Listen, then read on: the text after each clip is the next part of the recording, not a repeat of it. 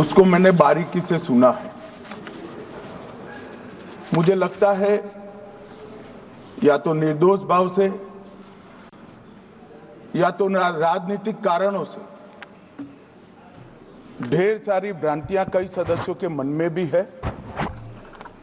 और कई सारी भ्रांतियां सदन के माध्यम से, आपके माध्यम से पूरे देश भर में फैलाने का प्रयास भी हो रहा है।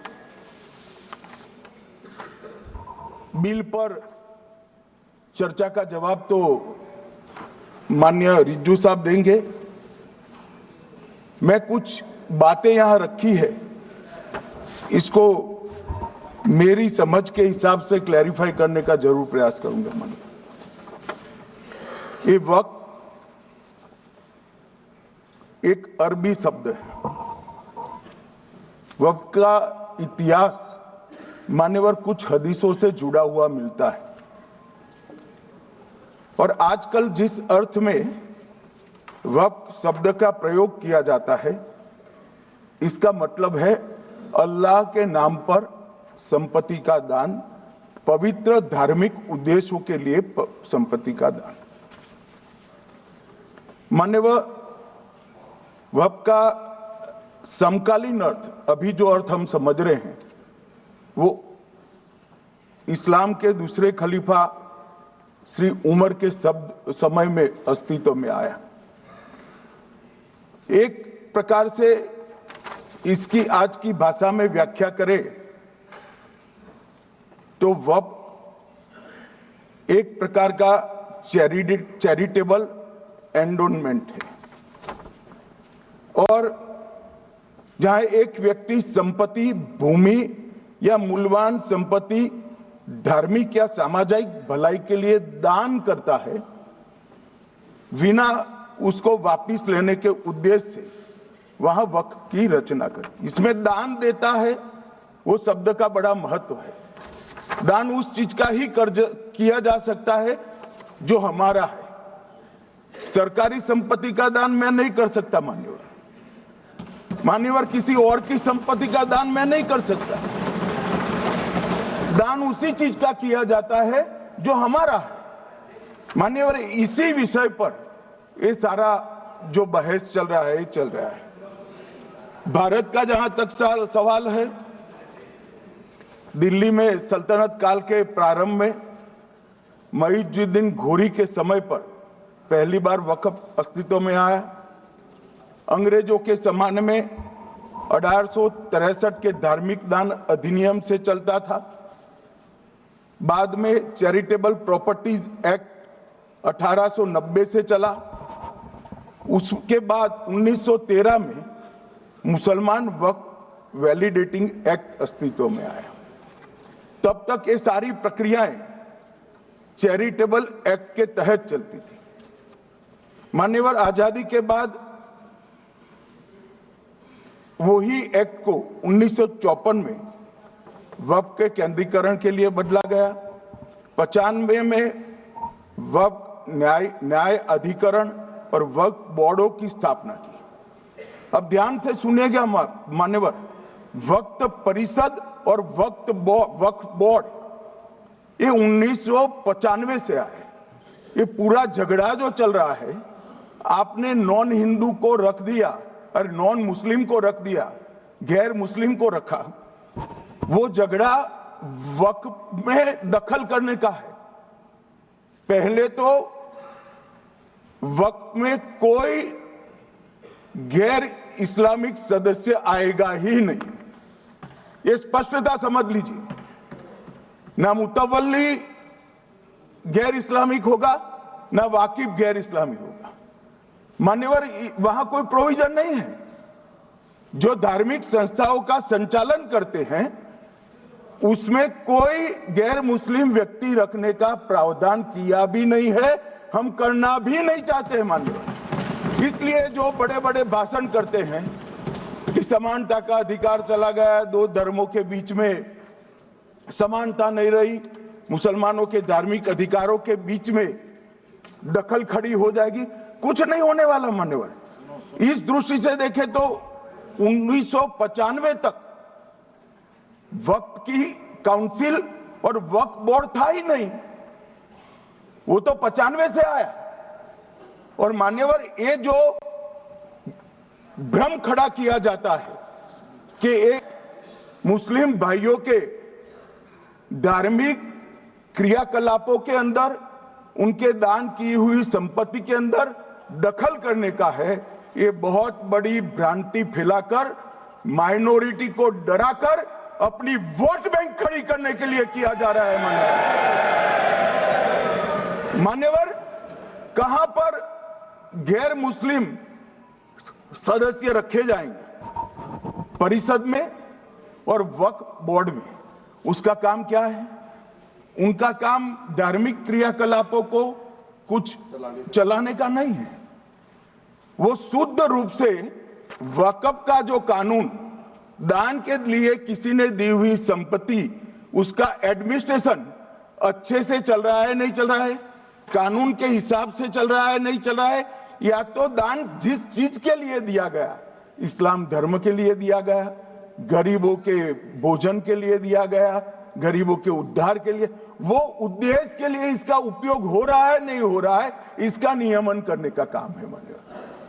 अब मैं इसको मान्यवर बाकी सारे धर्मों के साथ कंपैरिजन करते हैं और कहते हैं दखल किया है। मैं उसको स्पष्ट करना चाहता हूं। मान्यवर, वक्फ जो है वो हमारे यहां ट्रस्ट एक्ट है, इसमें ट्रस्ट है। तो ट्रस्ट के अंदर जो ट्रस्ट को बनाते हैं वो ट्रस्टी होते हैं और एक मैनेजिंग ट्रस्टी होते हैं। वक्फ में वाकिफ होता है, वक्फ होता है और मुतवल्ली होता है। ये सारे इस्लाम के अनुयायी हैं।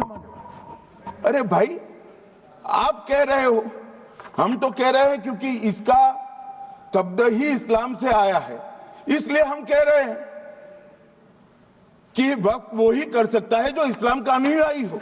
अब आप उसका विरोध कर रहे हो, तो आप तो वक्फ में भी नॉन इस्लामिक आदमी चाहते हो। मान्यवर, क्या कह रहे हैं?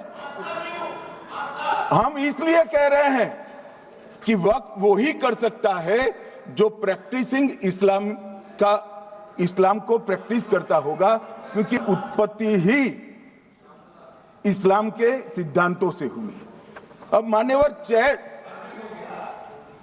वक्फ धार्मिक हुआ, वक्फ बोर्ड नहीं हुआ, वक्फ परिषद भी नहीं हुई। अरे सुनो भाई, मान्यवर, ट्रस्ट के अंदर ट्रस्टी जो होते हैं, जो चर्च होगा तो क्रिश्चियन होंगे, पारसी भी होंगे, पारसी के लिए वो ट्रस्ट होगा, तो हिंदू होगा तो हिंदू के लिए। अब चैरिटी कमिश्नर हम कहेंगे कि भाई मुस्लिम क्यों आया?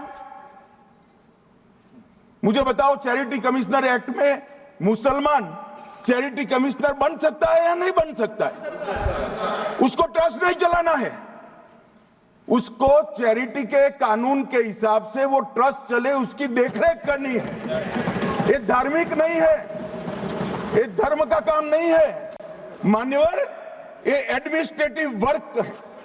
और इसलिए तो फिर चैरिटी कमिश्नर हिंदू होगा तो वो क्रिश्चियनों के ट्रस्ट का कैसे देखरेख करेगा? चैरिटी कमिश्नर क्रिश्चियन होगा तो जैनियों के और हिंदुओं के ट्रस्ट का कैसे देखरेख करेगा? अब बताओ कि सारे ट्रस्ट के चैरिटी कमिश्नर अलग अलग बन, देश तोड़ दोगे आप लोग, तोड़ दोगे।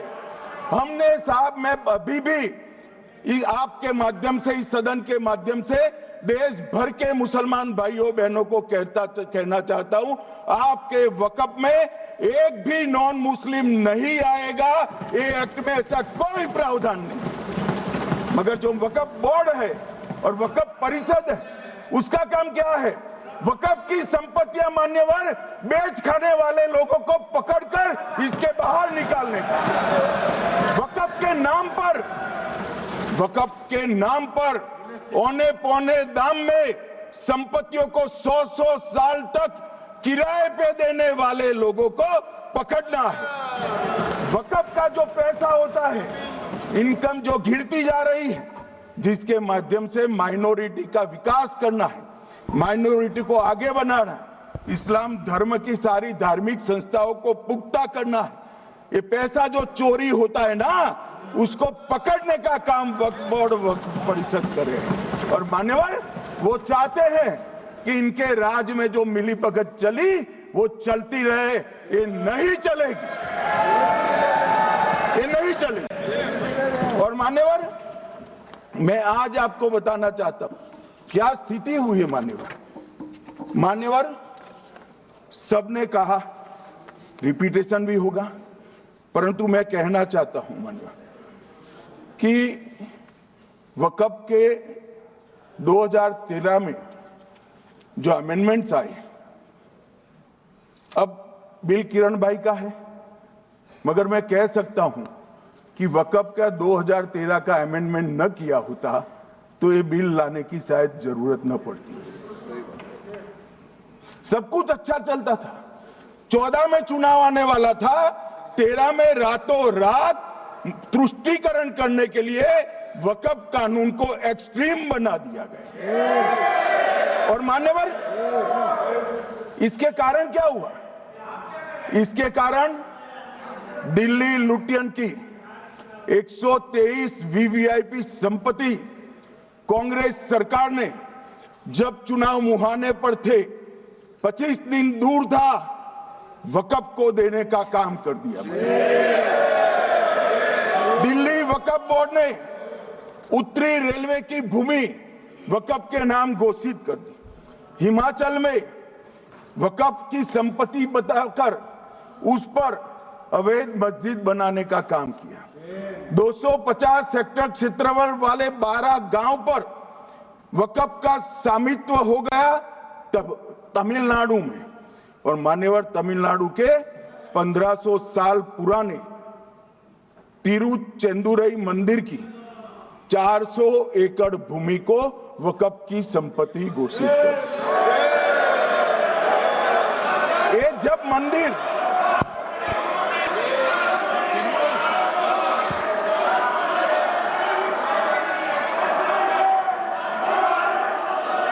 आपको मौका मिले जब अपनी बात कह देना, प्लीज बैठिए। मान्यवर, कर्नाटक की, आपको मौका मिले जब अपनी बात कह देना, आप भी बहुत मिसलीड करते हैं। बैठिए गृह मंत्री जी। मान्यवर, कर्नाटक की मणिपट्टी समिति का रिपोर्ट में पढ़ रहा हूं, इसमें मेरा कुछ नहीं है, खड़े मत हो जाना। ये मणिपट्टी समिति का रिपोर्ट है। 29,000 एकड़ भूमि वक्फ की बिजनेस के उपयोग के लिए किराए पर दे दी। मान्यवर, 2001 से 12 के बीच 2 लाख करोड़ की वक्फ की संपत्ति निजी संस्थानों को हस्तांतरित कर दी 100 साल की लीज पर। मान्यवर, बेंगलुरु में उच्च न्यायालय में बीच में पढ़ना पड़ा, 602 एकड़ भूमि को जब्त करने से रोकना पड़ा। विजयपुर कर्नाटक के होनवाड़ गांव की 1500 एकड़ भूमि पर दावा कर उसको विवाद में डाला और 500 करोड़ की संपत्ति जिस भूमि का मूल्य है वहां 5 स्टार होटल को महीने 12,000 रुपए के किराए से दे दिया। अब मान्यवर ये कहते हैं कि इसका हिसाब किताब न करो, इसकी देखरेख न करो। भाई, ये पैसा जो है देश के गरीब मुसलमान का है, ये धन्ना सोटों की चोरी के लिए नहीं, ये इसको रोकने के लिए। और इनके जो ठेकेदार बैठे हैं मान्यवर, ये यहां गरज गरज कर बोलते हैं, खुद तो समझे बगैर बोलते हैं, कुछ समझ कर बोलते हैं। उनको लगता है कि इससे हम जीत जाएंगे। मान्यवर, कर्नाटक में दत्तापीठ के मंदिर पर क्लेम किया, तालीपरंबा 75 साल पुराने एक दावे के आधार पर 600 एकड़ जमीन का दावा किया और ईसाई समुदाय की भी ढेर सारी जमीनों पर कब्जा कर लिया गया। मान्यवर, आज देश के कई गणमान्य चर्च और चर्च के समूह वक्फ बिल का समर्थन कर रहे हैं। उनको लगता है कि इसका विरोध कर हम मुस्लिम भाइयों की सिंपैथी जीतकर अपनी वोट बैंक पक्का करेंगे, उसमें कोई फायदा नहीं होगा अखिलेश, इसलिए कि 4 साल में मुस्लिम भाइयों को मालूम पड़ जाएगा कि ये कानून तो उनके फायदे में है। और इसके साथ ये दक्षिण के सारे जो सांसद बोल रहे हैं, अपनी अपनी कॉन्स्टिट्यूंसी में सारे चर्च को मान्यवर नाराज कर रहे हैं, उनको पता नहीं, सारे चर्च को नाराज कर रहे हैं। सारे चर्च ने रिजोल्व किया है कि हम खिलाफ इसका हम समर्थन करते हैं। मान्यवर, तेलंगाना में 66,000 करोड़ की 1700 एकड़ जमीन पर दावा कर दिया। असम में मोरीगांव जिले की 134 एकड़ भूमि पर दावा हुआ। बिहार का मैं लालू जी के कोर्ट के साथ बाद में बताता हूं। गुरुद्वारा से संबंधित हरियाणा की 14 मरला भूमि को वक्फ को सौंप दिया। और मान्यवर, प्रयागराज में चंद्रशेखर आजाद पार्क को भी वक्फ घोषित किया। और मान्यवर, महाराष्ट्र के वडानगे गांव में महादेव की मंदिर पर दावा किया। और बीड में कंकलेश्वर मंदिर की 12 एकड़ जमीन वक्फ बोर्ड ने जबरन ले ली। मान्यवर, ये सब जब जो चल रहा है, इसमें आज भी मैं स्पष्ट करना चाहता हूं, वक्फ जो कि मुस्लिम भाइयों की धार्मिक क्रियाकलाप और उनके बनाए हुए दान से ट्रस्ट है, उसमें सरकार कोई दखल करना नहीं चाहती है। मुतवल्ली भी उनका होगा, वाकिफ भी उनका होगा, वक्फ भी उनका होगा। परंतु वक्फ की संपत्ति, इसका रख रखाव ठीक से हो रहा है नहीं। वक्फ का संचालन कानून के हिसाब से हो रहा है, निजी उपयोग के हिसाब से। सैकड़ों साल पहले किसी बादशाह ने दान किया, हमारी भाषा में कहो तो धर्मादा किया। अब इसकी संपत्ति को आप 12,000 रुपये में 5 सितारा होटल बनाने के लिए दे देते हो, ये उचित है क्या भाई? वो पैसा गरीब मुसलमान के कल्याण के लिए करिए, तलाकशुदा महिलाओं के कल्याण के लिए करिए, जो अनाथ बच्चे हैं उसके कल्याण के लिए करिए। मान्यवर, ये करने की जगह बेरोजगार मुसलमान युवाओं के लिए स्किलिंग का काम करिए। लाखों करोड़ों रुपए की भूमि मान्यवर, और इनकम 126 करोड़ रुपया। रेलवे की जितनी जमीन है, जिसमें हजारों करोड़ लाखों करोड़ का रेलवे का कारोबार चलता है, इतनी भूमि वक्फ के पास है और इनकम 126 करोड़ रुपए। मान्यवर कहते हैं कि इनकम का क्या उद्देश्य है?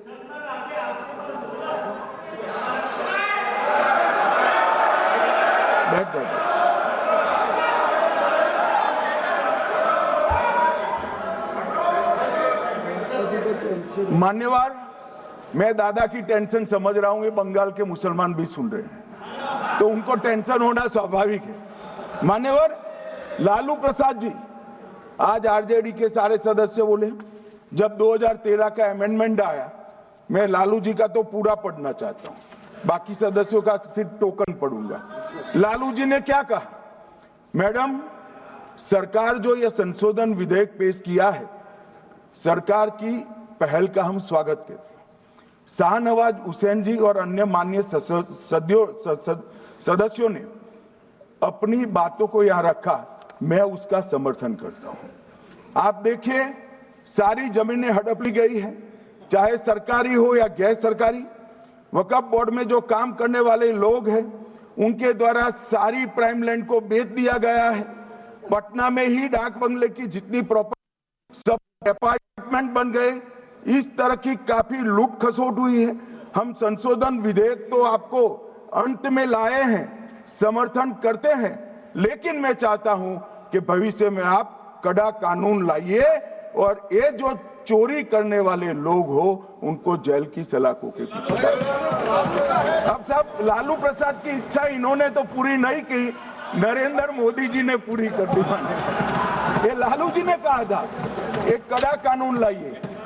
मान्यवर शरीफुद्दीन शरीफ, उन्होंने कहा, मंत्री जी समझते हैं कि शायद इससे मुसलमानों का वोट मिल जाएगा, लिहाजा मुसलमान लोगों ने भी खुद ही तबाही मचाई है, इसलिए मैं गुजारिश करूंगा कि इसके लिए आप सख्त कानून बनाइए, उनके हाथों में हथकड़ियां पहनाइए और जो उनके कब्जे किए हैं वो जमीनों बेचकर गरीब और तलाकशुदा मुस्लिम बहनों का कल्याण करिए। इसके बाद श्री हमीदुल्लाह सैयद लक्षद्वीप से थे, उनका भी इसी टोन का भाषण है। और मान्यवर, मैं आज की बात नहीं कर रहा हूं, 2013 का जो बिल कांग्रेस पार्टी लेकर आई, इसके विरोध में इनके समर्थकों ने जो कहा था, मान्यवर ये है। और क्या होगा भाई इससे? पारदर्शी ऑडिट होगी, आज ऑडिट ही नहीं हो रही, रिपोर्ट ऑनलाइन जमा करने की सिस्टम नहीं है, वो होगी, रिपोर्ट देनी पड़ेगी, बैलेंस शीट जमा करनी पड़ेगी, ऑडिट होगी, कैग के रिटायर्ड ऑफिसर ऑडिट करेंगे और मान्यवर पारदर्शिता आएगी। इससे क्यों डरना चाहिए किसी को? पारदर्शिता से क्यों? और वक्फ बोर्ड और वक्फ परिषद, इसका कोई ऑर्डर हम ऐसा नहीं लिख रहे हैं कि कोर्ट में नहीं जा सकते। आपने तो कर दिया था कि एक ऑर्डर को कोई कोर्ट में चैलेंज ही नहीं कर सकता, पूरा संविधान वहां समाप्त कर दिया मान्यवर। और मान्यवर, हम तो इसको कहते हैं कि कोई भी चैलेंज कर सकता है कायदे की अदालत में। इस देश में संविधान का राज है, ग्रीवेंसेस जिसका भी हो कोर्ट में जा सकता है। 2013 में जिसकी भूमि हड़पी, इसके ग्रीवेंसेस को भी कोर्ट के फोरम से बाहर करने का पाप एक कांग्रेस पार्टी ने किया। मान्यवर, एक अफवाह और फैला रहे, प्रोस्पेक्टिव इफेक्ट से आ रहा है। मैं स्पष्ट कर देना चाहता हूं, इस सदन में बोलने के वक्त जिम्मेदारी के साथ बोलना चाहिए। अगर ये कानून का पहला पेज और तीसरी तक धाराएं भी पढ़ी होती तो इसमें स्पष्ट लिखा है, ये कानून का जिस दिन पारित होने के बाद भारत सरकार नोटिफिकेशन बाहर निकालेगी, उस दिन के बाद होगा। मतलब रिट्रोस्पेक्टिव इफेक्ट नहीं है, मगर मुस्लिम भाइयों को डराया जा रहा है कि रिट्रोस्पेक्टिव इफेक्ट से आएगा। मान्यवर, ये कह रहे कलेक्टर क्यों रखा है? मुझे एक बात बताओ भाई, जो बता सकते हैं, अगर किसी मंदिर के लिए जमीन खरीदनी है तो जमीन की मालिकी किसकी है वो हमारे देश में कौन तय करता है? सबको मालूम है, कलेक्टर करता है सर, रेवेन्यू ऑफिसर वही है। तो अगर वक्फ की भूमि जो वक्फ कर रहा है उसकी है या नहीं है, इसकी जांच कलेक्टर करे तो इसमें आपत्ति क्या है? वक्फ तो दान है भाई, और दान अपनी संपत्ति का किया जा सकता है, किसी और की संपत्ति का नहीं किया जा सकता। गांव में कोई बेचारा अमेरिका गया है 4 महीने पढ़ने के लिए, घूमने के लिए, आता है तो कि वक्फ घोषित हो गया। कोई कारोबार करने के लिए दिल्ली आया, आता है तो कि वक्फ घोषित हो गया। अरे ऐसे नहीं होता भाई, कलेक्टर को पूछना पड़ेगा सरकारी संपत्ति है या नहीं है, इसकी जांच करनी चाहिए या नहीं करनी चाहिए। ढेर सारे मंदिर बनते हैं, बने भी है, बनेंगे भी, ढेर सारे चर्च बने हैं, गुरुद्वारे बने हैं, सरकारी संपत्ति पर बन सकते हैं क्या? नहीं बन सकते मान्यवर। जहां वक्फ की घोषणा होती है वो भूमि सरकारी है या नहीं है वो सत्यापित करना ही चाहिए, और कलेक्टर के अलावे इसको कोई सत्यापित नहीं। मान्यवर,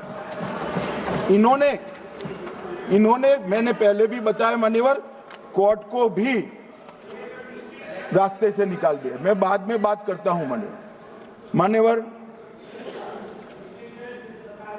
ये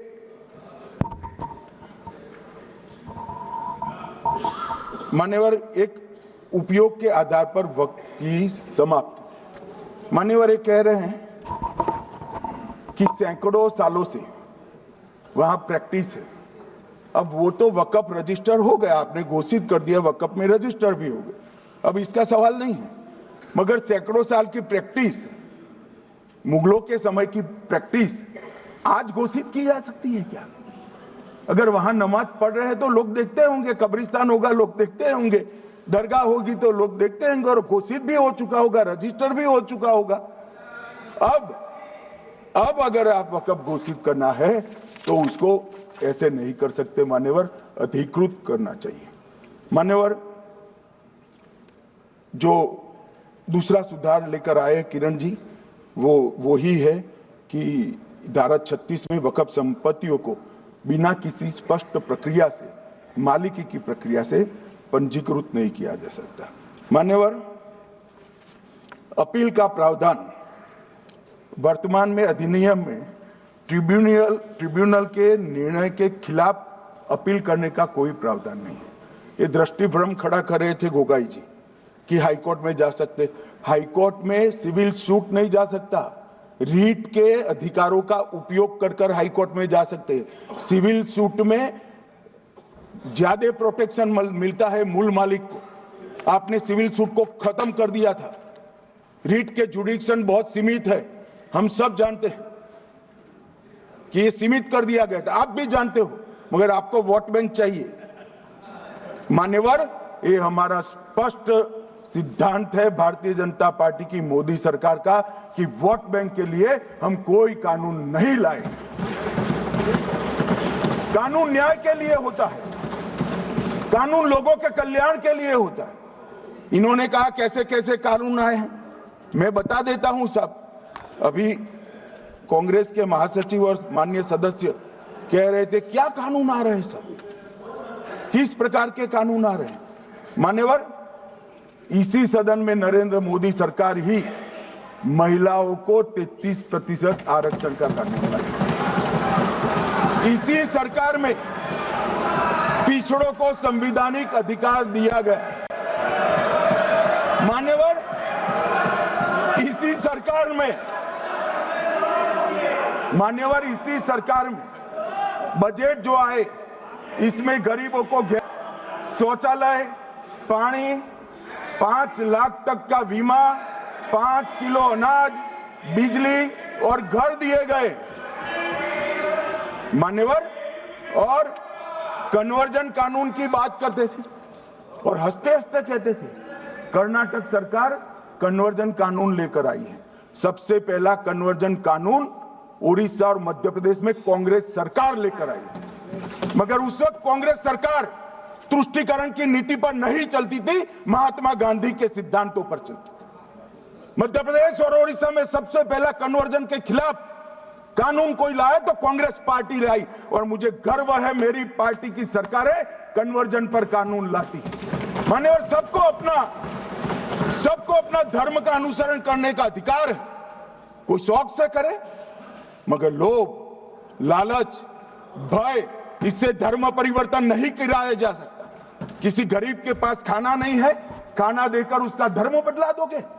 कोई थोड़ा कम पढ़ा लिखा व्यक्ति है, उसका धर्म बदला दोगे? ऐसे नहीं होगा मान्यवर। और आपने भी किए हैं कानून, आप नए नए आए हो, आपको मालूम नहीं है मान्यवर, इनको मालूम नहीं, अभी अभी आए हैं 5 साल से। ये कांग्रेस पार्टी ने कानून किए थे मान्यवर। अपील का प्रावधान भी हमने आगे बढ़ाया, और गैर मुसलमानों के द्वारा दान की गई संपत्तियों पर, गैर मुसलमानों की दान की संपत्तियों पर वक्फ अधिनियम को हमने लगने से मना कर दिया। माने, उनके लिए चैरिटी कमिश्नर का कायदा है। ये प्रैक्टिसिंग इस्लाम, जो इस्लाम की प्रैक्टिस करते हैं, इसीलिए मान्यवर हमने ओवरराइडिंग इफेक्ट को भी समाप्त कर दिया। मान्यवर, ये ट्रस्ट का नियमन करने का जो कानून होता है, जैसे चैरिटी कमिश्नर के कानून में कोई ओवरराइडिंग इफेक्ट नहीं है। जहां क्लासेस आते हैं वहां ओवरराइडिंग इफेक्ट होती है। यहां ओवरराइडिंग इफेक्ट इसलिए देगी कि आप जिसकी संपत्ति हड़पी जाएगी उसको कोर्ट से जाने से रोकना चाहते थे, इसलिए ओवरराइडिंग इफेक्ट जो हमने मान्यवर निकाल दिया है। मान्यवर, एक ऐसी चर्चा लेकर आए कि चर्चा नहीं, मैं आपको बताना चाहता हूं 2013 में जो अमेंडमेंट बिल आया, जिसके कारण ये बिल लाना पड़ा, वो बिल में कुल मिलाकर 5.4 घंटे चर्चा हुई थी, 5.5 घंटे दोनों सदन मिलाकर, और इस बिल में दोनों सदन मिलाकर 16 घंटे चर्चा हो रही है मान्यवर, 16 घंटे। इसके अलावे हमने डिमांड किया समिति बनाओ, समिति भी बनाई, 38 मीटिंगें हुई, 113 घंटे चर्चा हुई, 284 हितधारक बनाए गए। वक्फ बोर्डों की संख्या जो उपस्थित वक्फ बोर्ड भी हुए राज्यों के 25 हुए, राज्य सरकार के प्रतिनिधि 15 राज्य सरकारों के आए, सांसद 8 हुए, विधायक विधान परिषद 7 हुए और अध्ययन दौरे 3 किए गए और अल्पसंख्यक आयोगों को भी 5 बुलाया गया। ये सबसे 92.68 लाख करीब 1 करोड़ सुझाव देश भर से ऑनलाइन आए। इसकी मीमांसा कर ये कानून बना है। आप ऐसे इसको खारिज नहीं कर सकते हो भाई पूरी प्रक्रिया को।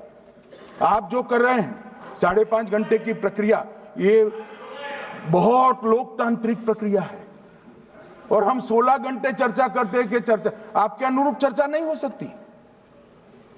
ये सदन में हर सदस्य बोलने के लिए स्वतंत्र है, कोई परिवार की यहां चलती नहीं है। ये तो जनता के नुमाइंदे हैं, किसी की कृपा से नहीं आए हैं। मान्यवरों, जो दिल में है, जो जनता की आवाज है वो रखेंगे। मान्यवर, एक सदस्य द्वारा कहा गया कि ये मिसलीडिंग है कि पुराने कानून में 2013 के जो अमेंडमेंट्स थे उसमें का प्रोविजन था।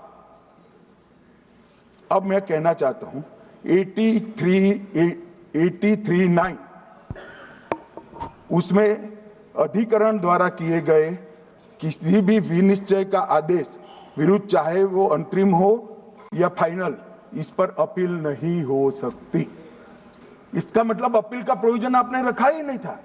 सिविल न्यायालय, राजस्व कोर्ट और अन्य प्राधिकरण, उसके अधिकार क्षेत्र पर भी प्रतिबंध लगा दिया और सरकारी अधिसूचना जो बाद में वक्फ बोर्ड और वक्फ परिषद के एडवाइस से होगी, इसको भी कोई चुनौती नहीं दे सकता। मान्यवर, मुझे ये बताओ कि अभी अभी फैशन है संविधान लहराने की। ये संविधान के हिसाब से सरकार का या किसी भी निजी संस्था का कोई भी फैसला मान्यवर कायदे की कोर्ट से बाहर कैसे हो सकता है? कोई भी फैसला हो, ये देश की अदालत वो फैसले तक रुचि नहीं रखेगी। नागरिक ग्रीवेंसेस लेकर कहां जाएंगे? जिसकी भूमि हड़प कर ली गई वो कहां जाएगा? ऐसा नहीं चलेगा। आपकी वोट बैंक के लिए आपने किया था, हम खारिज कर रहे हैं, हम खारिज कर रहे हैं। ऐसा नहीं चलेगा। अदालत में जाइए, जिसको ग्रीवेंस है आइदर और साइड से, और अदालत न्याय करेगी। न्याय के लिए तो अदालतें बनी हैं। और मान्यवर, यहां एक सदस्य ने कह दिया माइनॉरिटी इस कानून को स्वीकार नहीं करेगी। क्या धमकाना चाहते हो भाई? संसद का कानून है, सबको स्वीकार करना पड़ेगा। स्वीकार नहीं करेंगे मतलब क्या है? कैसे बोल सकते हैं कोई हम कानून को स्वीकार नहीं करेंगे? ये कानून भारत सरकार का है, हर एक पर बंधन करता होगा और इसको स्वीकार करना पड़ेगा।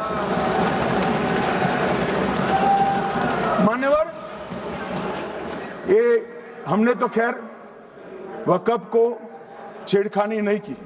वक्फ बोर्ड और वक्फ परिषद के अंदर बदलाव किया है, मगर वक्फ के लिए भी क्या क्या जजमेंट आए। सैयद फजल पुकोया थंगल बनाम भारत संघ 10/11/28 को केरल उच्च न्यायालय ने उन्होंने कहा वक्फ बोर्ड एक स्टैट्यूटरी बॉडी है, यह मुस्लिम समुदाय का प्रतिनिधि निकाय नहीं है। इसका फंक्शनिंग मान्यवर एडमिनिस्ट्रेटिव है। धार्मिक क्रियाकलापों को तो वक्फ ने करना है, चाहे कब्रिस्तान हो, चाहे दरगाह हो, चाहे मस्जिद हो, चाहे चैरिटी, वो वक्फ बोर्ड को नहीं करना है भाई। ये केरल हाईकोर्ट ने किया, इलाहाबाद हाईकोर्ट ने भी, उसने तो मुतवल्ली तक भी कहा है। अगर हम मुतवल्ली तो जो धर्म का है वही रखेंगे।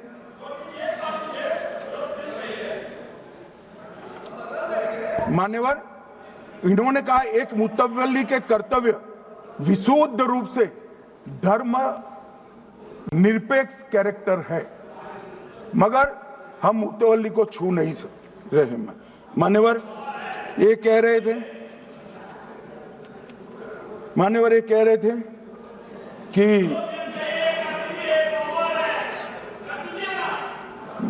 मान्यवर ये कह रहे थे कि कोई गड़बड़ियां नहीं हुई। मान्यवर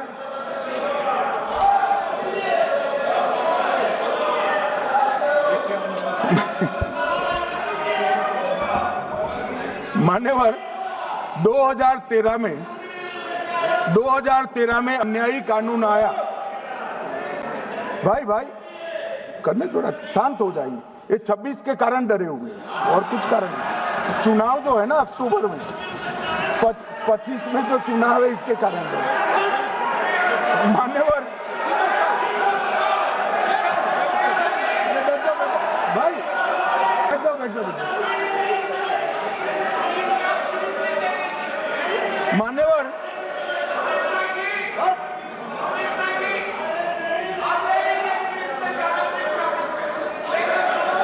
बैठ जाओ। बंगाल में आकर कहूंगा ये राजनीतिक हिसाब किताब का अखाड़ा नहीं है, छाती पर ठोक कर कहूंगा ज्यादा सिखाएंगे।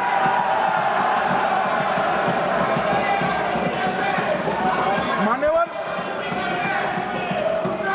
2013 के, अरे बैठ जाओ वकील साहब बैठ जाइए। मान्यवर 2013 में वो भी रिपीट होने वाले हैं। मान्यवर 2013 में बैठ जाओ। मान्यवर 1913 से लेकर 2013 तक 1913 से 2013 तक वक्फ बोर्ड का कुल एकड़ में भूमि सब वक्फ मिलाकर 18 लाख एकड़ था। मेरी विनंती है सभी सदस्य इसको ध्यान से सुनिए। 1913 से 2013 तक 18 लाख एकड़ और 13 से 25 तक एक कानून बनने का परिणाम क्या आया और नई 21 लाख एकड़ भूमि बढ़ गई। अब मान्यवर 39 लाख एकड़ जो भूमि है उसमें 21 लाख एकड़ 13 के बाद है। अब ये कह रहे हैं कि इसका दुरुपयोग नहीं हो रहा है मान्यवर। और लीज पर दी गई संपत्तियां 20,000 थी और 25 में रिकॉर्ड के हिसाब से, हो सकता है गलत भी हो सकता है, रिकॉर्ड्स के हिसाब से शून्य हो गई। तो मान्यवर संपत्तियां कहां गई? मान्यवर बेच दी गई। किसकी संपत्ति से, किसकी परमिशन से बेचा? मान्यवर मैंने पहले ही कह दिया कि केरल और देश भर के Catholic bishop council, Catholic bishop conference of India, Catholic Congress Kerala, भारतीय कैथोलिक धर्मगुरुओं की महासभा, केरल चर्चों की संयुक्त परिषद, कैथोलिक कांग्रेस केरला, ये सब ने इस बिल का समर्थन करा है और कहा है अन्यायी 2013 का सुधार। हम अकेले नहीं कह रहे मान्यवर। और मान्यवर इसी एक्ट में हमने एक बात कही कि जो योगदान था का वो 7% से घटाकर 5% कर दिया। मान्यवर अब ये जो कह रहे हैं ये मुसलमान भाइयों के हित में कह रहे हैं, जिसका विरोध कर रहे हैं। या अगर 7 से 5% हमने किया तो कहां जाएगा? वो वक्फ में रहेगा। वक्फ बोर्ड का कम किया है। जो मस्जिद चल रही है उसको हमने 2 पढ़ाया है। ये उल्टा समझ रहे हैं मान्यवर। ये बिल जमीनों की सुरक्षा प्रदान करेगी मान्यवर। किसी की जमीन अब घोषणा मात्र से वक़्फ नहीं बनेगी, उसको प्रोटेक्शन। मान्यवर, पुरातत्व विभाग और एएसआई की जमीन को हम सुरक्षा देंगे। आदिवासी भाइयों की शेड्यूल 5 और शेड्यूल 6 की जो जमीन है वो सुरक्षित हो जाएगी। निजी संपत्ति जो आम नागरिकों की है वो भी सुरक्षित हो जाएगी। और वक़्फ करने के लिए स्वामित्व को दान तो साहब अपनी संपत्ति का ही कर सकते हैं, गांव की संपत्ति का दान नहीं कर सकते। तो वक़्फ निजी संपत्ति से ही स्वामित्व के बगैर नहीं हो पाएगा। इसमें पारदर्शिता लाने के लिए सूचना की प्रक्रिया को दाखिल किया गया है। वक़्फ बोर्ड की वक़्फ की जो संपत्ति घोषित कर अधिकार थे उसको समाप्त कर दिए, कलेक्टर से सर्टिफाइड कराना पड़ेगा और नए वक़्फ पारदर्शी तरीके से पंजीकृत भी करने पड़ेंगे। रजिस्ट्रेशन के बगैर कोई संस्था नहीं चल सकती। मुस्लिम ट्रस्ट अब तक के जो है उसको हमने इस जो माफ करना, कई सारे ऐसे मुसलमान भाई हैं जो वक़्फ के कानून को अंदर दायरे में आना नहीं चाहते। मुझे मिले थे वोरा समाज वाले, वोरा समाज है, अहमदिया है, कई सारे ऐसे समुदाय हैं, सिया भी है, पसमंदाओं के भी कुछ ट्रस्ट हैं। वो सभी को मैं एक आनंद का समाचार देना चाहता हूं, अब मुसलमान भी ट्रस्ट एक्ट के अंदर अपना ट्रस्ट रजिस्टर करा सकता है। इसके लिए कंपलसरी नहीं है कि वो वक़्फ के कानून में भी जाए, चैरिटी कमिश्नर एक्ट के तहत वो करने वाला है। मान्यवर, भूमि के रिकॉर्ड का कार्यालय होगा, समाचार पत्र और क्षेत्रीय भाषाओं में इसकी एडवर्टाइज दी जाएगी। ढेर सारे प्रावधान मान्यवर इसके अंदर किए हैं। महिला, सिया, पसमंदा, वोरा, अहमदिया, उनका हमने किया ही है। और उन्होंने कहा, मैं सुन रहा था, मान्यवर एक फैशन हो गई, राम जन्मभूमि का मंदिर बनाने की बात आई तो इस देश के अंदर खून की नदियां बह जाएगी, मुसलमान रोड पर आ जाएगा, मुसलमानों का ये हो जाएगा, वो ट्रिपल तलाक, फिर से डर, सीए आया कि मुसलमानों की नागरिकता चली जाएगी। जिन जिन ने भाषण किया है, एक मुसलमान की नागरिकता गई है तो बता दो। मुसलमान भी जानता है। और मैं तो आपके माध्यम से देश के मुसलमानों को अपील करना चाहता हूं, मान्यवर, मैंने बहुत झेला है। ये कहते थे कि सीए कानून मुसलमानों की नागरिकता लेने 2 साल हो गए, एक भी मुसलमान की नागरिकता गई है तो सदन के पटल पर रखी। कितना झूठ फैलाया इन्होंने। मान्यवर, धारा 370 हटाई, ये कह रहे थे मुसलमानों का ये हो जाएगा, वो हो जाएगा, फिर से उमर अब्दुल्ला जीत कर आज शासन करें। आतंकवाद समाप्त हो गया, विकास शुरू हो गया, पर्यटन बढ़ गया। मान्यवर, एक कांग्रेस पार्टी और उसके साथियों ने मुसलमान भाइयों को डरा डरा कर अपनी बैंक खड़ी करने का काम किया। हम नहीं डरा रहे मुसलमानों को, आप डरा रहे हो भाई। आप कह रहे हो ये हो जाएगा। मैं कहता हूं इस देश के नागरिक को किसी भी धर्म का हो कोई आंच नहीं आएगी। मान्यवर, ये नरेंद्र मोदी सरकार का सरकार। मान्यवर,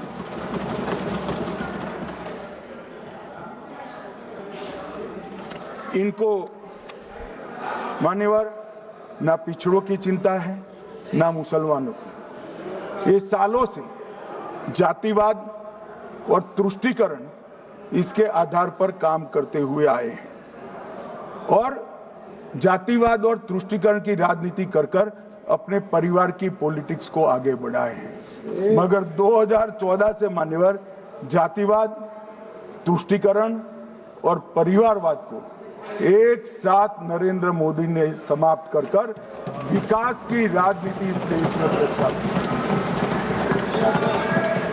पॉलिटिक्स ऑफ परफॉर्मेंस, परफॉर्म करिए और चुनकर आइए। 3 टर्म मोदी जी को चुना है और 3 टर्म भारतीय जनता पार्टी की सरकार रहने वाली है। मेरी बात को ठीक कर मान्यवर, अंत में मैं किरण जी को बहुत बहुत बधाई देना चाहता हूं कि बहुत अभ्यास कर सारे दूषणों को निकालकर वक्फ कानून को शुद्ध, पारदर्शी और उद्देश्यों को समर्पित बनाने का काम रिज्जू साहब लेकर आए हैं। मैं इसका समर्थन करता हूं।